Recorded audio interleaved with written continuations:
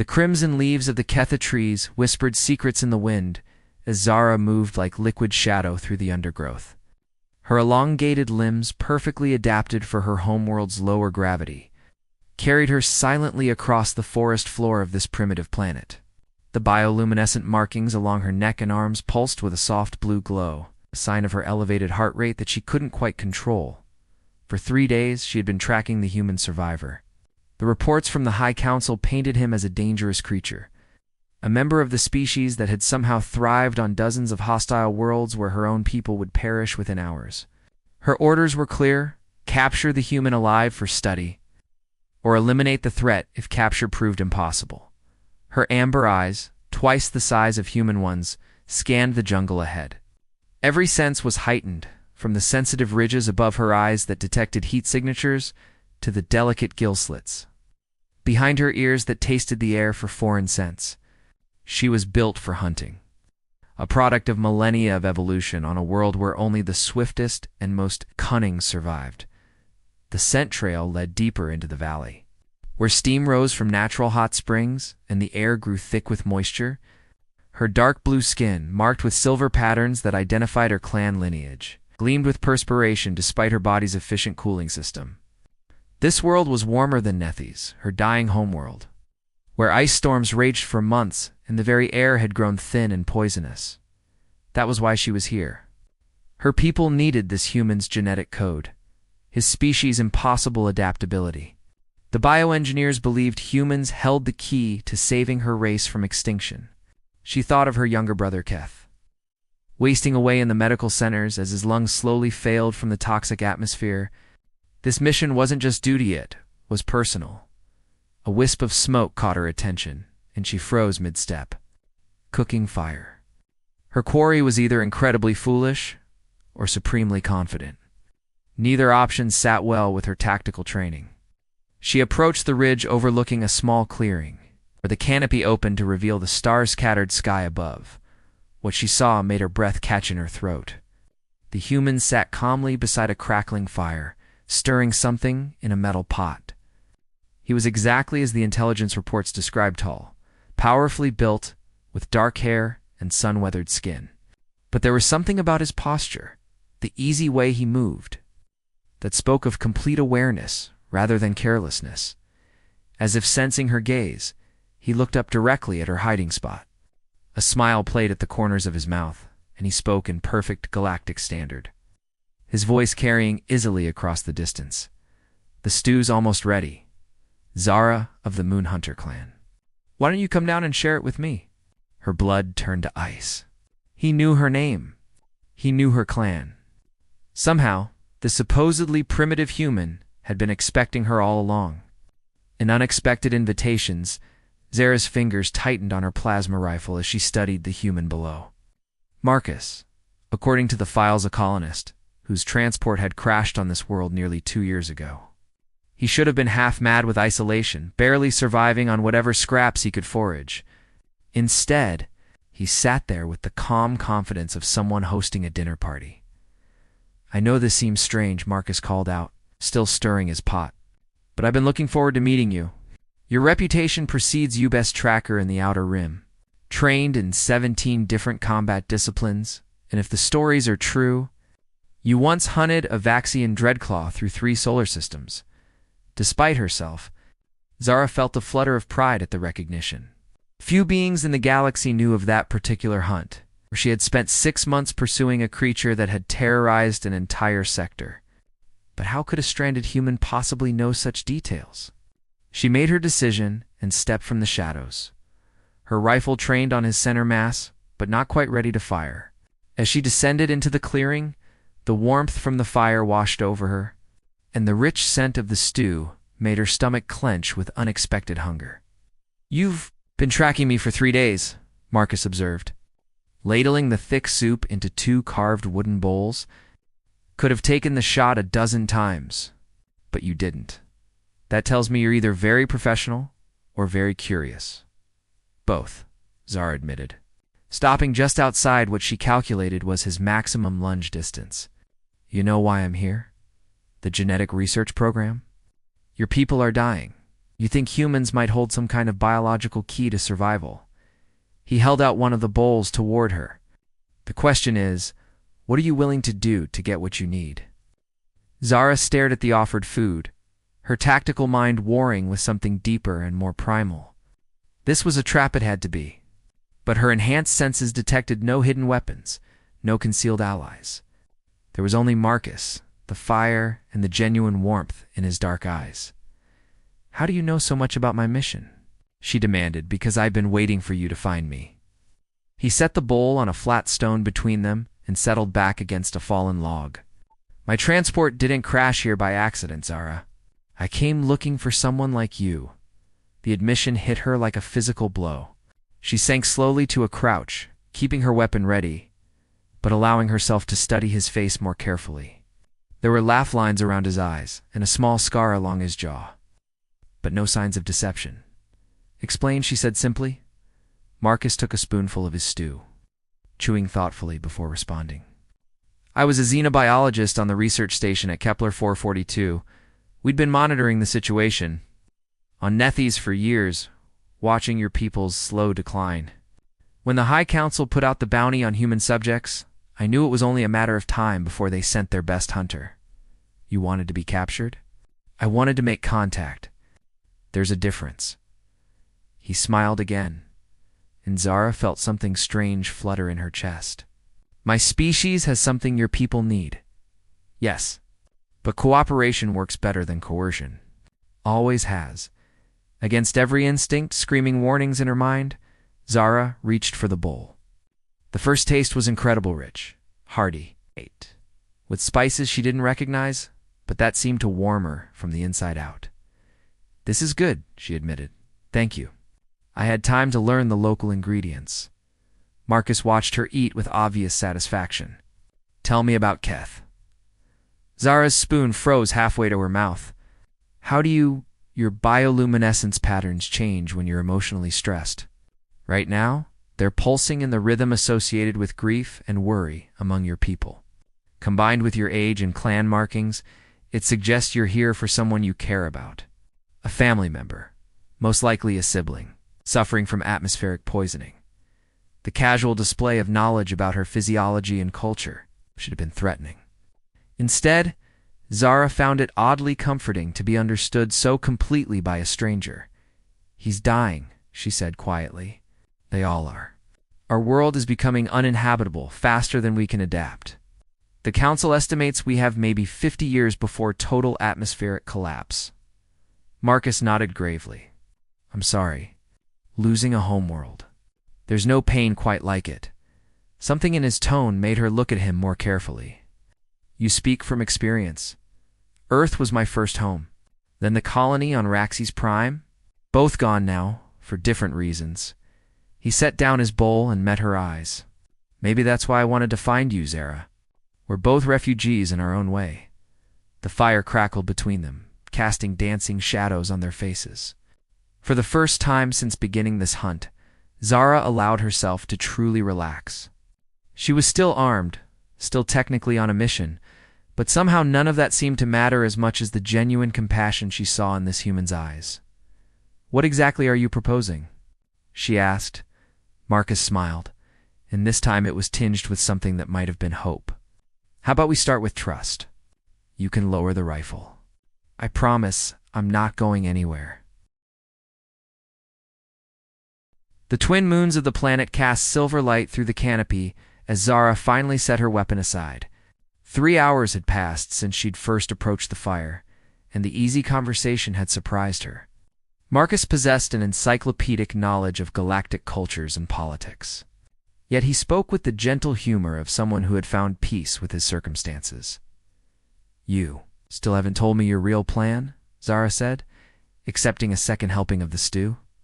Her bioluminescent markings had shifted from the blue of alertness to a softer purple that indicated contentment, something she hoped the human hadn't noticed. "Direct, aren't you?" Marcus chuckled, poking at the fire with a stick. Sparks danced upward to join the stars. "I like that about your people. No wasted words, no political games. My people are dying. We don't have time for games. The soberness in her voice seemed to affect him, and his expression grew more serious. "You're right. You deserve the truth." He reached into his pack and withdrew a small crystalline device that hummed with contained energy. "This is what was really in my transport's cargo hold." Zara's enhanced vision immediately recognized the harmonic frequency emanating from the crystal. "That's a biosynthesis matrix. Medical grade." Her eyes widened as the implications hit her. "Class 7, maybe 8. Those are restricted technology. Class 9, actually." The most advanced bioadaptation matrix ever created. Marcus held the device carefully, its inner light casting rainbow patterns on his face. It doesn't just store genetic information. It can actively rewrite cellular structures, allowing near-instantaneous adaptation to new environments. That's impossible. The energy requirements alone would kill most species, yes. But humans have a unique metabolic flexibility. We can survive the process. Marcus met her gaze steadily. "This matrix contains the complete adaptive genetic code of over 400 human volunteers, including myself. It's enough to save your entire population." Zara felt her heart racing. The bioluminescence along her neck flaring bright blue. Why would you risk bringing something like that here? If it fell into the wrong hands, it won't. Marcus's voice carried absolute certainty. "Because I'm only sharing it with someone I trust completely." The weight of his words settled between them like a physical presence. Zara understood now why he had waited for her specifically, why he had orchestrated this entire encounter. She was known throughout the galaxy not just for her hunting skills, but for her unwavering integrity. "The Council will want to dissect you," she said quietly. "They'll tear you apart trying to understand how humans can bond with the Matrix without dying, I know." Marcus moved closer, close enough that she could feel the warmth radiating from his human body. "That's why I need you to make a choice, Sarah. You can complete your original mission, take me back to Nethes as a prisoner for experimentation, or ... or." He reached out slowly, giving her time to pull away, and touched her hand. His skin was warm and slightly rough, so different from the cool smoothness of her own people. "Or we can find another way. Together." The touch sent strange sensations racing up her arm. Physical contact between species was rare, often dangerous due to biological incompatibilities. But Marcus's touch felt ... right. Natural, despite the obvious differences between them. "What are you suggesting?" Her voice came out softer than intended. "A partnership. We take the Matrix to Nethes together, but we do it openly. No capture, no coercion.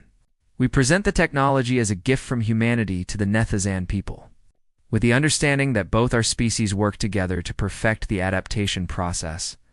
Zara stared into his dark eyes, seeing sincerity there, along with something deeper. "The Council will never accept terms from a human. They see your species as inferior, useful only for what can be extracted from you. Then we'll have to change their minds." Marcus smiled, at his thumb tracing gentle circles on the back of her hand. "I've seen what happens when species work together instead of against each other. The results are always better than what either could achieve. Alone, you're talking about cooperation on a scale that's never been attempted? I'm talking about trust. Between individuals first, then between peoples." His other hand came up to touch her face, fingers tracing the delicate ridges above her eyes. "I trust you, Zara. The question is, do you trust me?" The contact was electric, sending waves of warmth through her nervous system. She had never experienced anything like it, had never imagined that touch could convey so much comfort, affection, and something deeper that she didn't have words for. "This is dangerous," she whispered. But she didn't pull away. Everything worthwhile is dangerous. Marcus leaned closer, and she caught his scent soap and wood smoke, and something uniquely human that made her pulse quicken. "But I think we can be dangerous together." The space between them seemed to shrink, charged with possibility. Zara realized that somewhere in the past few hours this had stopped being about her mission or her people's survival. It had become about the fascinating human who had waited patiently for her to find him, who saw her as more than just a tool or an enemy. "My people have a saying," she murmured. her bioluminescence shifting to deep gold a color she had never displayed before. The heart chooses its own path, regardless of the mind's maps. Marcus smiled. Humans have a similar expression. We say the heart wants what it wants. And what does your heart want, Marcus? Right now? To kiss an incredibly beautiful alien who's been hunting me for 3 days. Despite everything, Zara laughed to sound like silver bells in the night air. That can be arranged. When their lips met, it was like nothing either had experienced before. Different biologies, different nervous systems, but somehow perfectly compatible. The kiss was gentle at first, then deeper as they lost themselves in the wonder of connection across species lines. When they finally broke apart, both were breathing hard. Zara's entire body glowed with soft golden light, while Marcus's eyes shone with joy and amazement. I suppose this complicates things, Zara said. Though she was smiling, the best complications usually do. Marcus pulled her closer, and she settled against his side, marveling at how perfectly she fit there. But we'll figure it out. Together. Above them, the stars wheeled in their courses, indifferent to the small miracle happening by the fire below. Two beings from different worlds, different species, finding in each other something neither had known they were searching for. The real adventure was just beginning. Dawn painted the sky in shades of amber and rose as Zara woke in Marcus's arms. They had talked through most of the night, sharing stories of their worlds, their hopes, their fears.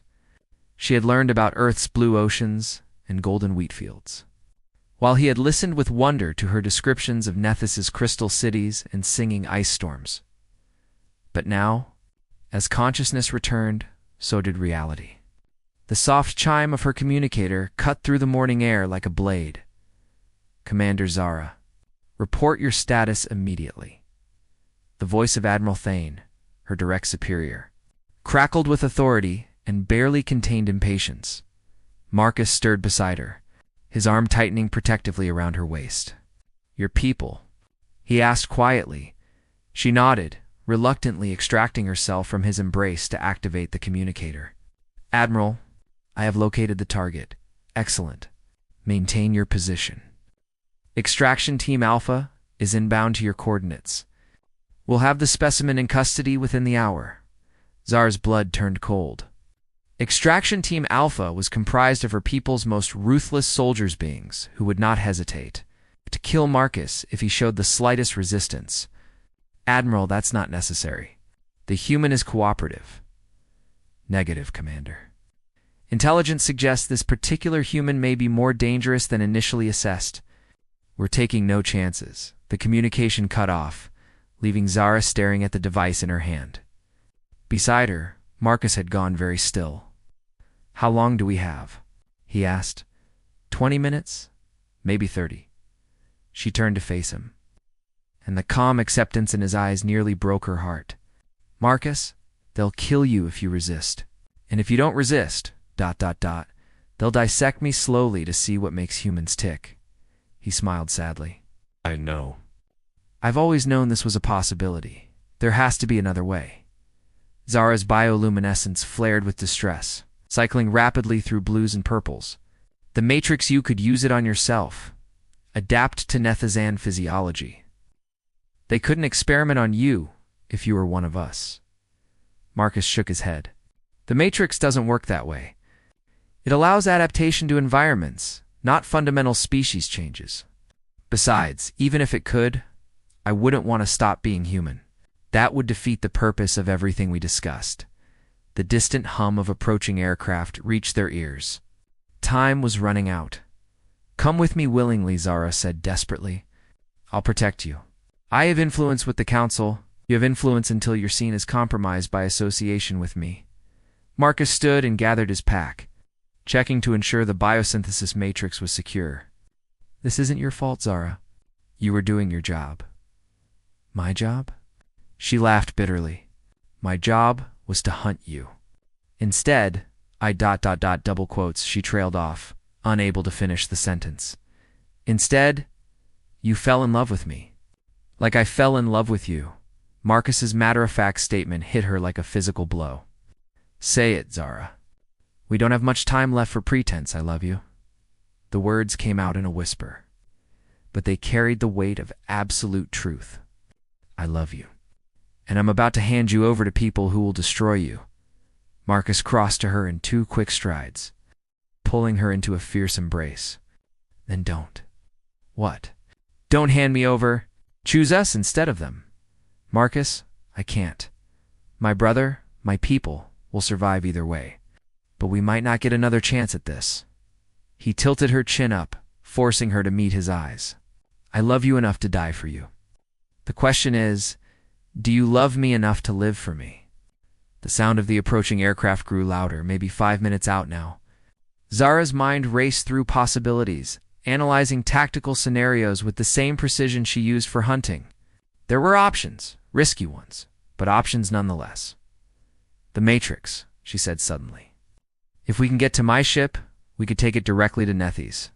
Present it to the Council ourselves, as partners rather than prisoner and captor. Your people would consider you a traitor.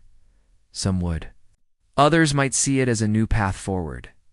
Zara's bioluminescence stabilized into determined silver. "Either way, it's my choice to make." Marcus smiled, and it was like sunrise. Together, then? Together, they moved with practiced efficiency, breaking camp and covering their tracks. Zara's personal transport was hidden in a cave system 2 kilometers north, a hard run through rough terrain, but doable if they moved fast. The extraction team's aircraft appeared over the ridge just as they reached the forest edge. Zara heard Admiral Thane's voice booming from the ship's speakers. "Commander Zara, stand down and present the prisoner for retrieval." Instead of responding, Zara grabbed Marcus's hand and ran. They plunged into the thick undergrowth, her enhanced senses guiding them along the safest path, while pulse fire erupted behind them. The extraction team had orders to take Marcus alive, but they wouldn't hesitate to stun Zara if she continued to interfere. "Your ship," Marcus called out as they ran, easily keeping pace with her despite the difficult terrain. "Half a kilometer ahead. There's a narrow canyon." A pulse blast scorched the tree beside her head. Suddenly Marcus was spinning, pulling her against him and rolling them both behind a fallen log. Energy bolts sizzled overhead as he covered her body with his own. "They're not aiming to stun anymore," he observed grimly. "New orders." "Admiral Thane doesn't tolerate insubordination." Zara peered around the log, counting muzzle flashes. "For soldiers, standard formation. We can outflank them if we split up." "No." Marcus's grip on her tightened. "We stay together. I'm not losing you now." More pulse fire erupted around their position. They were pinned down, with limited ammunition and enemy reinforcements undoubtedly on the way. But as Zara looked into Marcus's eyes, she saw not fear but determination. "No matter what happens," he said, pressing the biosynthesis matrix into her hands. "Get this to your people. Save your brother. Save all of them. Marcus." He silenced her with a kiss. Deep and desperate and full of all the things they might never have the chance to say. When they broke apart, both were shining her with golden bioluminescence. Him with the simple radiance of human love. "Now," he said, and they moved together into an uncertain future. The chase through the canyon was a blur of pulse fire and desperate scrambling over loose rock. Marcus had thrown himself into the open to draw the soldiers' attention, allowing Zara to circle behind their position. Her military training took over, and within minutes, 3 of the 4 extraction team members were down, stunned by precisely placed shots from her plasma rifle. The 4th soldier, however, was Admiral Thane himself. "Stand down." "Commander," the Admiral commanded, his weapon trained on Marcus, "you've been compromised by the alien's influence. Return to your senses." Zara emerged from cover, her own rifle pointed at her superior officer. "The only compromise here is our people's future, if we continue down this path. You would betray your own species for this." "Creature." Thane's voice dripped with disgust. "I would save my species by forging an alliance, instead of perpetuating conquest. Zara's bioluminescence burned steady silver, the color of absolute resolve. "Stand aside, Admiral." "I think not." Thane's finger moved toward his trigger. Marcus was faster. The human launched himself forward, tackling the Admiral as the pulse blast went wide. The two beings rolled in the dust, Marcus's superior strength grappling with Thane's military training. When they separated, Marcus was holding the Admiral's weapon. "Enough," Marcus said quietly. "No one else needs to get hurt." Admiral Thane stared at him with undisguised hatred. "You think you've won something here? The moment you set foot on Nethys, you'll be dissected." "The Council will never accept terms from a human." "Maybe not," Marcus agreed. "But they'll accept terms from Commander Zara of the Moonhunter clan, especially when she's bringing them the solution to their people's survival." Zara moved to stand beside Marcus, presenting a united front. "The biosynthesis matrix contains enough genetic data to adapt our entire population to a dozen different worlds. We don't have to stay on Nethys and die slowly. We can spread across the galaxy, find new homes, build a future. Impossible. The energy requirements are manageable when the process is voluntary rather than forced," Marcus interrupted. "Human metabolism can power the initial adaptation sequence. From there, the changes become self-sustaining." Admiral Thane looked between them, his expression cycling through disbelief, rage, and finally, a grudging calculation. "You're talking about genetic cooperation on a massive scale?" "I'm talking about survival," Zara said simply. "For both our species, the sound of more aircraft approaching made the decision for them." Admiral Thane could either join their cause or be left behind to explain to the High Council how he had lost both his best hunter and the human. This is madness," Thane muttered. But he lowered his weapon. 3 hours later, they were aboard Zara's personal transport, racing through hyperspace toward Nethys. Marcus had spent the time connecting the biosynthesis matrix to the ship's computer systems, allowing Zara to analyze its contents in detail. "This is incredible," she breathed, watching genetic sequences flow across her screens. "The adaptability markers, the metabolic flexibility. No wonder your species survived on so many worlds." "It wasn't easy," Marcus said, settling beside her at the control console. "Humans lost a lot of people learning to adapt, but those who survived passed on their resilience, and now you're willing to share that resilience with us." Zara turned to face him, marveling again at how his presence seemed to calm the constant anxiety that had plagued her since her brother's diagnosis. "Why?" "Because isolation is death," Marcus replied simply. "Species that try to survive alone eventually fail. But working together, that's how you build something that lasts." The navigation console chimed, indicating their approach to the Nethys system. Through the viewports, Zara could see her homeworld, a beautiful sphere of ice and crystal, wrapped in the toxic clouds that were slowly poisoning her people. "Whatever happens down there," she said quietly, "I want you to know that you've already saved me. Before I met you, I was just going through the motions of living. Now, now." She smiled, her bioluminescence shifting to that warm golden glow that seemed to appear only when she was with him. "Now I have something worth fighting for." Marcus took her hand, intertwining their fingers despite the differences in their anatomy. "We both do." The transport shuddered as it entered Nethys' atmosphere. Below them, the crystal cities of her people gleamed like jewels scattered across the frozen landscape. This was the moment of truth. Would the High Council see their arrival as salvation or treason? "Incoming communication, Admiral Thane," announced from the navigation station. "It's the council chambers." Zara straightened, assuming the formal posture of a returning warrior. "Put them through." The image of High Counselor Vex appeared on the main screen, his ancient features drawn with exhaustion and worry. "Commander Zara, you return at last. What news of the human?" "Honored Counselor," Zara began, "I present Marcus of Earth." Bearing a gift that could save our people, Marcus stepped forward, holding the biosynthesis matrix in his hands. "Honored Counselor, I come not as a prisoner, but as a friend. My people wish to share their genetic adaptability with yours. Freely given, in hopes of forging a lasting alliance. The silence that followed seemed to stretch forever. Then, slowly, Counselor Vex smiled, the first genuine expression of hope Zara had seen on a counselor's face in years. "You are most welcome, Marcus of Earth." Most welcome indeed. As their transport descended toward the landing platform, Zara felt Marcus squeeze her hand. Whatever challenges lay ahead, they would face them together. Two beings from different worlds, united by love and hope and the shared belief that the future belonged to those brave enough to reach for. The stars wheeled overhead, infinite and welcoming, promising adventures yet to come. And in the cargo hold of their small ship, a crystalline matrix hummed with the genetic memories of two species. Ready to write a new chapter in the story of life among the stars? Their love had already changed both of their worlds. Now, together, they would change the galaxy.